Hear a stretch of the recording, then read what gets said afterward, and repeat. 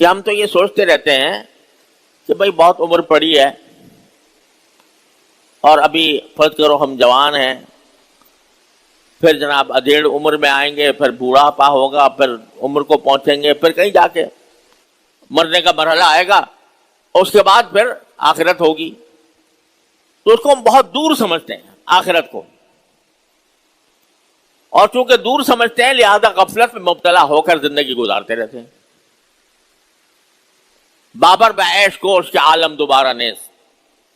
یہ شیطان یہ سبق پڑھاتا ہے کہ ابھی تو بہت تیری عمر پڑی ہے، ابھی تجھے اتنا متقی پرہیزگار ہونے کی کیا ضرورت ہے، ابھی تو اللہ والا بنے گا، پہلے اپنا دنیا کی زندگی کا سامان تو ٹھیک ٹھاک کر لے، اس میں عیش کی زندگی گزار لے. موت تو دور کی بات ہے، اور موت کے بعد پھر دوبارہ زندہ ہونا، دوبارہ زندہ ہونے کے بعد آخرت کی زندگی آنا، اس میں حساب و کتاب ہونا اور پل صراط ہونا اور اللہ تعالیٰ کے سامنے پیشی ہونا، لمبا کام ہے. تو بہت دور سمجھتا ہے انسان آخرت کو. قرآن کہتا ہے وہ کل ہے. قرآن اس کو تعبیر کر رہا ہے آخرت کو کہ کل کے لیے کیا تیاری کی ہے.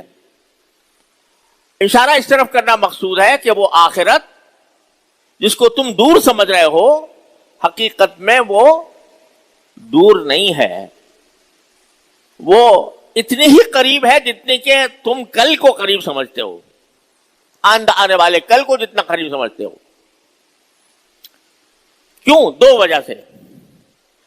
ایک وجہ یہ کہ کچھ پتا ہے کہ تمہیں اگلا سانس بھی آئے گا کہ نہیں آئے گا، کس بات کا یقین ہے کہ ابھی موت مجھے نہیں آنی. دیکھتے ہو آنکھوں سے کہ بیٹھے بیٹھے انسان دنیا سے چل دیتا ہے. کتنے واقعات تمہارے آنکھوں کے سامنے آتے ہیں. ابھی پچھلے ہفتے میں کئی واقعات ایسے ہمارے سامنے آئے. نوجوان آدمی اور کوئی تکلیف نہیں، کوئی بیماری نہیں، لیکن اچانک دل کا حملہ ہوا، ختم ہو گیا. تو ایک تو اس لیے اس کو دور نہ سمجھو، اس لیے کہ وہ کسی بھی وقت آ سکتی ہے. کسی کے پاس کوئی گارنٹی نہیں ہے کہ کب اس کی موت آ جائے گی اور کب وہ آخرت کے عالم میں پہنچ جائے گا.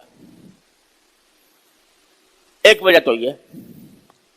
دوسری وجہ یہ ہے کہ اگر تمہاری عمر 100 سال ہو جائے، 150 سال ہو جائے، تب بھی جب آخرت میں پہنچو گے تو قرآن کہتا ہے تمہیں ایسا محسوس ہوگا کَأَلَّمْ يَلْبَثُوا إِلَّا سَاعَةً مِّن نَّهَارٍ. اور دوسری جگہ پر فرمایا عشیۃً أَوْ ضُحَاهَا، یعنی وہاں جانے کے بعد تمہیں ساری اپنی زندگی، دنیا کی ساری زندگی ایسا لگے گا جیسے 1 گھنٹے میں گزر، 1 ساعت میں گزر گئی، جیسے ایک صبح تھی یا ایک شام تھی، بس اس سے زیادہ تمہیں معلوم نہیں ہوگی. تم جس چیز کو دور سمجھ رہے ہو وہ حقیقت میں دور نہیں ہے، کسی بھی وقت آ سکتی ہے، اور جب آئے گی تو پتہ لگے گا کہ وہ چند لمحوں کا کھیل تھا. يَرَوْنَهُ بَعِيدًا وَنَرَاهُ قَرِيبًا. قرآن کہتا ہے لوگ اس کو دور سمجھتے ہیں، ہم جانتے ہیں کہ وہ قریب ہے. لہذا جب قرآن یہ کہہ رہا ہے کل کے لیے تیاری کرو، یہ دیکھو کہ کل کے لیے میں نے کیا چیز آگے بھیجی ہے، یعنی کون سے اعمال میں نے بھیجے ہیں جو میرے نام اعمال میں جا کر آخرت میں میری نجات کا ذریعہ بنیں گے اور میری خوشحالی کا ذریعہ بنیں گے. اس کو ہر وقت دیکھتے رہو. بل تنظر نفس ما قدمت لغد. یہ الفاظ قرآن کریم نے استعمال فرمائے کہ کل کے لیے تیاری کرو، اور کل سے مراد آخرت. تیاری کل کے لیے کس طرح کرو، اس کا ایک بہترین نسخہ نبی کریم سرور دو عالم صلی اللہ علیہ وسلم نے ایک حدیث میں ارشاد فرمایا. رسول کریم صلی اللہ علیہ وسلم کا ارشاد ہے کہ اغتنم خمسا قبل خمس. عجیب نبوت کے نور جس سے جھلک رہا ہے وہ الفاظ ہیں کہ 5 چیزوں کو 5 چیزوں سے پہلے غنیمت سمجھو. یعنی 5 چیزیں تمہیں بتا رہا ہوں، ان کو غنیمت سمجھو قبل اس کے کہ اس کے مقابل دوسری 5 چیزیں آ جائیں. کیا ہے وہ؟ فرمایا شباب کا قبل حرمک، اپنی جوانی کو غنیمت سمجھو بڑھاپا آنے سے پہلے. ابھی جوان ہو، جوانی کی حالت میں طاقت ہے، قوت ہے، کام کرنے کا اللہ تعالیٰ نے موقع عطا فرمایا ہے، لیکن انسان غفلت میں پڑا رہتا ہے کہ بھئی ابھی تو میں جوان ہوں، لہذا مجھے کچھ اتنی زیادہ فکر کی ضرورت نہیں ہے، ابھی تو میری عمر بہت بڑی ہے اور بڑھاپا آئے گا تو اس وقت دیکھے جائے گا. جوانی کو آدمی غفلت میں گزار دیتا ہے، اور غفلت میں گزارنے کی بنا پر وہ سامان تیار نہیں کرتا جو آخرت میں انسان کی خوشحالی کے لیے ضروری ہے. جوانی میں جذبات بھی ہوتے ہیں، خواہشات بھی ہوتی ہیں، اور انسان کو طرح طرح کے شوق بھی ہوتے ہیں. نبی کریم صلی اللہ علیہ وسلم کا منشا یہ نہیں ہے کہ جوانی کے جو جائز شوق ہیں ان پر کوئی پابندی لگائیں. اللہ تعالیٰ نے مباحات کا دائرہ بہت وسیع رکھا ہے کہ تم اپنی جائز ضروریات کو بھی، جائز خواہشات کو بھی اللہ تعالیٰ کے احکام کے دائرے میں رہتے ہوئے پوری کر سکتے ہو. لیکن یہ بھی ساتھ سمجھو کہ یہ قوت، یہ طاقت جو جوانی میں تمہیں حاصل ہے یہ ہمیشہ نہیں رہے گی. جوانی میں تمہیں احساس نہیں ہے کہ اگر 2 رکعتیں پڑھ لو گے نفل کی یا 4 رکعتیں پڑھ لو گے نفل کی تو آخرت میں کتنا عظیم اس کا تمہیں صلہ ملنے والا ہے. لیکن سوچتے ہو یار چلو بس ابھی ہماری جوانی کا دور ہے، جتنا تھوڑا بہت بن سکتا ہے وہ بن پڑے، باقی ہمیں کسی نفلی عبادت کی ضرورت نہیں. ایک وقت آئے گا جب اگر بوڑھے ہو گئے تو پھر نہ منہ میں دانت، نہ پیٹ میں آنت، نہ طاقت، نہ قوت. اگر اس وقت تم چاہو گے بھی کہ میں نفلی نمازیں پڑھوں تو طاقت ہی نہیں ہوگی. اس وقت چاہو گے کہ میں عمرہ کروں، حج کروں، طاقت ہی نہیں ہوگی. تو قبل اس کے کہ وہ بے طاقتی کا زمانہ آ جائے، بڑھاپے کا، اس سے پہلے جوانی کو غنیمت سمجھ کر اس کو نیک اعمال میں گزار لو.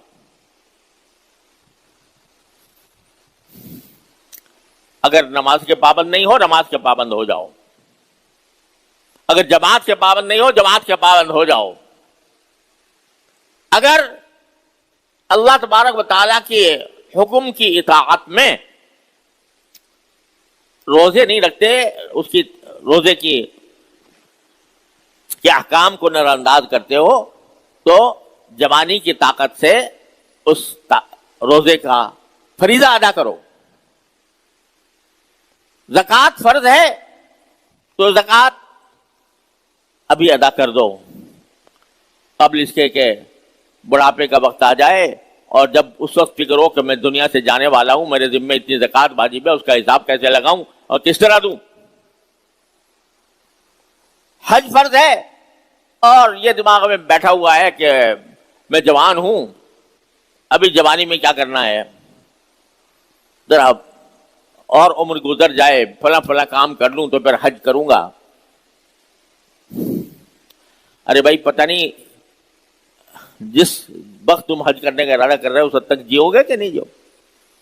اور اگر جی بھی لیے تو بڑھاپے میں جا کر جو ہے وہ حج کی مشقتیں جوانی میں آدمی آرام سے جھیل جاتا ہے، لیکن بڑھاپے میں وہ مشقتیں اٹھانا مشکل ہو جاتا ہے. تو رسول کریم صلی اللہ علیہ وسلم فرما رہے ہیں کہ جوانی کو غنیمت سمجھو بڑھاپے سے پہلے.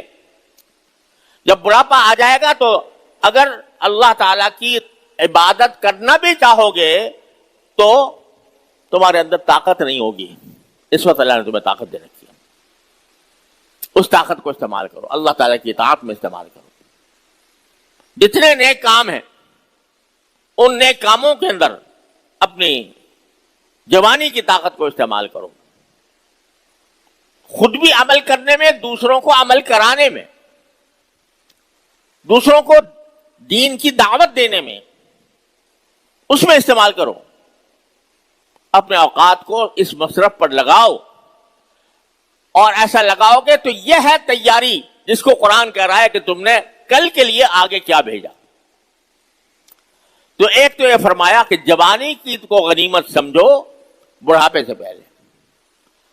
دوسرا فرمایا بصحت قبل سقمک, اپنے صحت کو غنیمت سمجھو بیماری سے پہلے. اگر صحت مند ہو, کوئی بیماری نہیں ہے الحمدللہ, تو اللہ تعالیٰ کا شکر ادا کرو اور اس صحت کو استعمال کرو اللہ تعالیٰ کے مرضیات میں, ان کاموں میں جو اللہ تعالیٰ کو راضی کرنے والے ہوں, ان کاموں میں جو تمہارے لیے آخرت میں کام آئیں, جو تمہارے نام اعمال کو وزنی کریں, اور جس کے نتیجے میں اللہ تبارک و تعالیٰ تمہیں جنت الفردوس تک پہنچائے. صحت کو اس کام میں استعمال کرو قبل اس کے کہ بیماری آ جائے. قبل السقم, بیماری آ گئی تو آدمی اگر کچھ عمل کرنا بھی چاہے بیماری کے اندر تو کرنے سے معذور ہو جائے گا, نہیں کر سکے گا. اور فرمایا اس کے بعد کہ غنا کا قبل فقرک, آج اگر تمہارے پاس کچھ مال دولت ہے اس کو غنیمت سمجھو قبل اس کے کہ تم محتاجی کا شکار بن جاؤ. آج اللہ تعالیٰ نے پیسہ دیا ہوا ہے اور اطمینان کی زندگی گزر رہی ہے, کسی کے سامنے ہاتھ پھیلانے کی الحمدللہ حاجت نہیں. تو اس کیفیت کو غنیمت سمجھو قبل اس کے کہ اچانک کوئی ایسی حالت آ جائے کہ جس میں دولت ہاتھ سے نکل جائے. ابھی دولت ہے یا پیسہ ہے, اس پیسے کو اللہ کی رضا کے مطابق صحیح مصرف میں استعمال کر لو. جو حقوق اللہ تعالیٰ نے تمہاری دولت کے اوپر عائد کیے ہیں, تمہارے اپنے نفس کا, تمہاری بیوی بچوں کا, تمہارے اہل و عیال کا, وہ حق ادا کرو. اور ساتھ ساتھ اس کو اللہ تعالیٰ نے مال کے اندر ان لوگوں کا بھی حق رکھا ہے جن کے پاس وہ دولت نہیں ہے. وفی اموالہم حق معلوم للسائل والمحروم, مسلمانوں کے مال میں حق ہوتا ہے. یہ تمہارا احسان نہیں ہے اگر کسی غریب آدمی کی مدد کر رہے ہو, تمہارا احسان نہیں ہے, اس کا حق ہے تمہارے مال کے اندر. وفی اموالہم حق للسائل والمحروم, مومنوں کے مال میں حق ہوتا ہے حاجت مند لوگوں کا. تو اس جب پیسہ ہے تو پیسہ اپنے ذمے جو حقوق ہیں اللہ تعالیٰ نے عائد فرمائے ہیں ان حقوق کو ادا کرنے میں صرف کرو. ایسا نہ کرو کہ پیسہ دیا ہے اللہ میاں نے تو اس کو گلچھرے اڑانے میں صرف کر دو, اس میں عیاشی میں صرف کر دو. آپ نے دیکھا ہوگا کہ دنیا کے امیر ترین لوگ, بڑا پیسہ تھا تو ایک ڈوبا ہوا جہاز دیکھنے کے لیے سفر کرنا شروع کر دیا, کروڑوں اربوں اس پر خرچ کر دیے, اب پھر وہاں تک پہنچ بھی نہیں سکے, انتقال ہو وہیں مر گئے. تو پیسہ اللہ نے دیا ہے تو اس پیسے کو غنیمت سمجھو کہ اللہ کی نعمت ہے, میں اس پر شکر ادا کروں, اس کو اپنے ذمے جو حقوق ہیں ان کو ادا کرنے میں استعمال کروں. اور جو لوگ اس سے محروم ہیں ان کی مدد کروں, جو مصیبت زدہ ہیں ان تک پہنچاؤں. آج فلسطین کے مسلمان جس ثابت قدمی کے ساتھ بھوک کا، فقر و فاقے کا مقابلہ کر رہے ہیں، اللہ کی خاطر کر رہے ہیں، تو ہم عیاشی کرتے رہے اپنے پیسوں سے، اور ہمارے مسلمان بھائی بہنیں اور بچے وہ کفار کے ہاتھوں شہید بھی ہوتے رہے، اور ان کو بھوک اور پیاس اور امراض کا نشانہ بنایا جاتا رہے، اور ہم اپنی عیاشی کرتے رہے۔ تو غنا کا قبل فقرک، اپنی دولت کو، اپنے پیسے کو غنیمت سمجھو محتاجی آنے سے پہلے، کہ اس کو صحیح مصرف میں استعمال کر لو۔ وہ فراغ کا قبل شغلک، چوتھی چیز فرمائی کہ اپنے فارغ ہونے کو غنیمت سمجھو مشغول ہونے سے پہلے۔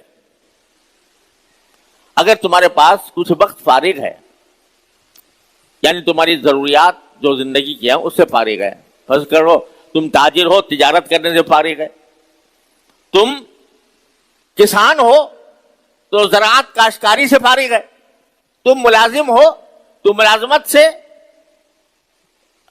کا وقت گزارنے کے بعد وہ وقت تمہارے پاس فارغ ہے، اس فراغت کو غنیمت سمجھو۔ کیا غنیمت سمجھو؟ کہ اس فراغت کو بیکار کاموں میں استعمال کرنے کے بجائے اس کو اس کام میں استعمال کرو جو تمہیں آخرت میں فائدہ دے، ما قدمت لغد، جو کل آنے والے کل یعنی آخرت میں فائدہ دے۔ عجیب نبوی حکمت ہے، انسان جو غفلت کا شکار ہوتا ہے وہ انہی چیزوں سے ہوتا ہے کہ جوان ہے تو معلوم ہوتا ہے کہ بس ہے کہ جوان رہوں گا، ابھی کیا عمر پڑی ہے، صحت ہے تو بس غافل ہے اس واسطے کہ کبھی بیماری بھی آ سکتی ہے، پیسہ ہے تو غافل ہے اس واسطے کہ کبھی محتاجی بھی آ سکتی ہے۔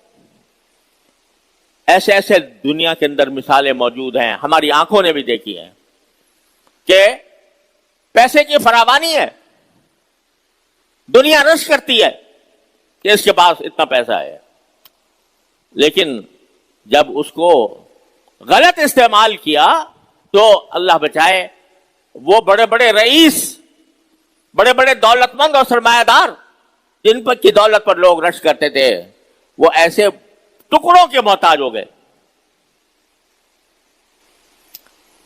تو اس وقت کے آنے سے پہلے تم اس کو غنیمت سمجھ کر اس کو استعمال کر لو، اور فارغ ہونا، فراغت کا وقت، اس کو غنیمت سمجھو مشغول ہونے سے پہلے۔ جو نئے نئے نوجوان ہیں ان کو اندازہ نہیں ہے کہ مشغولیت کیا چیز ہوتی ہے اور فراغت کیا چیز ہوتی ہے۔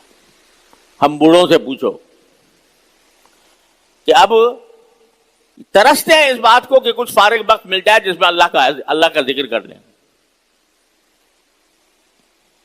اتنے مشاغل صبح سے لے کر شام تک دل پر مسلط ہے، تو قبل اس کے کہ تمہارا مشغولیت کا وقت آئے، اس فراغت کو غنیمت سمجھ کر اس کو اللہ تعالیٰ کی رضا میں استعمال کر لو۔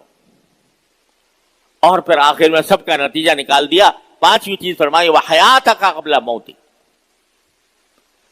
زندگی کو غنیمت سمجھ لو مرنے سے پہلے۔ زندگی دے رکھی ہے اللہ تعالیٰ نے، اور اس زندگی کو دماغ میں یہ سمایا ہوا ہے کہ چل رہی ہے، روز جنازے پڑھتے ہیں لوگوں کے، روز لوگوں کو قبروں میں دفن کرتے ہیں، روز لوگوں کی قبروں پر مٹی دیتے ہیں، لیکن ہاتھ جھاڑ کر اس طرح کھڑے ہو جاتے ہیں جیسے ان کے ساتھ یہ واقعہ پیش آئے، میرے ساتھ نہیں۔ تو موت کا تصور اور موت کے بعد جو زندگی آنے والی ہے اس کے لیے تیاری کا خیال زندگی میں نہیں آتا۔ سرکار دو عالم صلی اللہ علیہ وسلم فرماتے ہیں حیاتک قبل موتک، اپنی زندگی کو غنیمت سمجھو مرنے سے پہلے۔